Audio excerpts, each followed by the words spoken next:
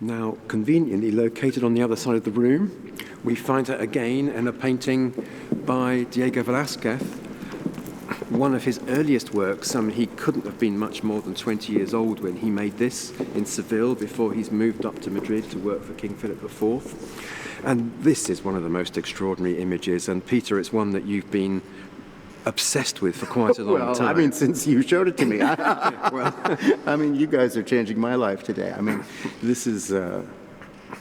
this picture is so avant-garde. I would love you to why don't you guys just start in, because you know the real deal with it. I'm just suddenly seeing things at this very moment that I hadn't imagined. We see two women at the front and two women at the back through what I believe is like a serving hatch, but other people have interpreted it as maybe a picture or a mirror. And in the background we see Jesus sitting at a chair, and the well-known story of Martha and Mary. Martha, who becomes the patron saint of housewives, is complaining to Jesus that she's doing all of the housework, whereas Mary is just sitting and listening to Jesus. And Jenny, do you want to take up the story? Jesus then replies with one of the most important moments in the Gospels. Well, he says that she has taken the better part. She's made up of three parts. And the better part, of course, he's standing in for the penance, and that very close listening, and she's taking up his lessons, isn't she? She calls him teacher repeatedly. But what's extraordinary about this painting, as Colin has mentioned, it's a painting within a painting. And so you're meant to sort of read the two groupings of figures against each other. But he sort of leaves the interpretation open. Is this a contemporary Martha and Mary? And then it does lead your eye to this table. To try and answer that question, you want to examine all these various foodstuffs that are laid out for you. We've been talking about Mary with the Ribera as the physicality. And here the physicality is made so explicit by the way she's gripping the mortar and pestle. She's really holding that. She's really connected to something physical that is of this earth, that is preparing a meal. And if this is Mary Magdalene, she's preparing a meal for Christ. So again, it's this bodily service that she's performing. And I do love that expression, because she's not happy. She's just about to complain. I'm doing all the work. And the things that are just shocking. I mean, as you said, this double image already has this Godard, this so modern question of, setting multiple realities, multiple spaces, against each other. A closed space, which is right in our face, is juxtaposed with something that is in the imagination or in the next room or in another life. It's so visionary. I think for me, one of the beautiful things is the Bible story. Of course, Mary is with Jesus. So either that's Mary in the little cartouche, or this is Mary about to say, I need to be at his feet in the other room. I mean, the biblical image is that while Martha is serving, Mary is at Jesus' feet. Mary sat at Jesus' feet and heard his word. So we literally have this image of a woman sitting at Jesus' feet and hearing his word. At the same time, the double image, as you said, Colin, this emotion in her eyes and the sense that she has to change her life. She's at this place where she can't go on. It's not that I'm just tired of doing kitchen work. It's that my life has reached a dead end, and I can't live this way anymore, not for 1 second. And the strange thing is, Martha, we always associate in the Bible with being a little aggressive, but in fact, this pointed finger is softened.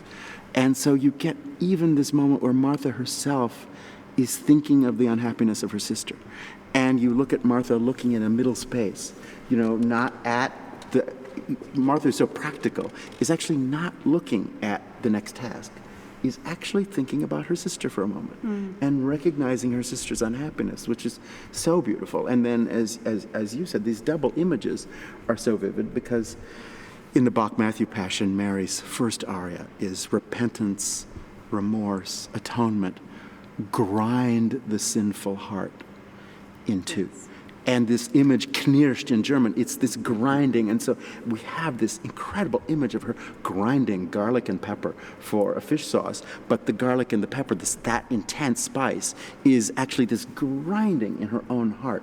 And that, as you said, the grip and the sense of of something has to be split, mashed, opened, and released is so profound. And it's impossible not to read the juxtaposition of the fish with all of the beautiful fish, whether it's the loaves and the fishes, Precisely, or the it's the miracles. morning after the resurrection, and it's a meal of fish by the shore Sea of Galilee with the disciples. It's impossible not to read those fish as this meal of Jesus with his most intimate people, and a sense of a miracle, and of course that these two women are represented by two eggs, the incredible fertility immediately below these women, and also the sense that, they have yet to hatch, that there's something that will be released in them as they hear his word, and they're in an embryonic state of understanding, and then the beautiful pitcher of water, which of course is Jesus' other connection to women, is constantly, I need something to drink, and it's the woman by the well, and it's, I will give you a drink that you will, that you will never thirst again. And so those elements from a simple day-to-day kitchen suddenly are charged with spiritual meaning and are suddenly drawn into a web of reference in the Gospels is quite amazing. And all of it is then processed through the eyes of these two women. And for me, this is the deep focus of the next world, or the other room, or something is bizarre because it doesn't have the same painterly focus and precision. It is painted more freely in a way.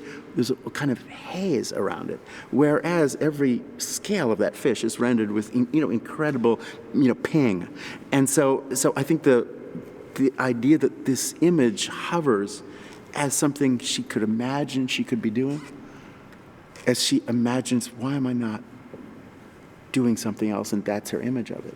I like your description of this as kind of imminent change, and also, the transformation of foodstuffs into a meal is that imminent change. And then once you think about, the fish, and as exactly you rightly pointed out, this idea of the miracle that may be about to happen, the miracle of the loaves and the fishes, or the eggs, in Christian tradition, they also stand for the future resurrection of Christ. Yes. And so this idea of Mary herself about to change, and these foodstuffs as far more than that. I always read that picture as a flagon of wine as well, so I kind of read more Eucharistic things into Oh, that. wow. All But, right. There's No, so I hear many that. number of I hear things that. you I can hear start. that. That's beautiful.